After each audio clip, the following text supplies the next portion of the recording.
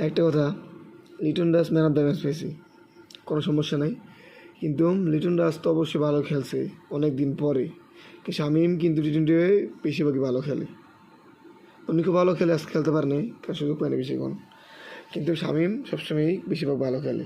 লিটন তো হঠাৎ আজকে ভালো খেলে ফেলছে, কিন্তু ভালোই খেলছে। কিন্তু শামিম চাইলে কিন্তু শামিমে মানে ম্যান অফ দ্য ম্যাচ পেতে পারতো, কারণ সে ব্যাটিং লিটন থেকে রান কম নিলেও অনেক ভালো ব্যাটিং আছে। এটা কি মানো না মানো, এটা সত্য কথা। যারা মনে করো তারা কমেন্ট করে বলে দিও। আর তারপরে কী করলো, শামিম দেনেগা ম্যান অফ দ্য ম্যাচ, যাক দিতে নাই পারে তাদের বিবেচনা, কিন্তু শামিম কিন্তু যেই রানটা খেলছে, যেরকম রানটা ইনিংস খেলছে, আমার কাছে ওই সবচেয়ে ব্যাটিং ভাগ আছে।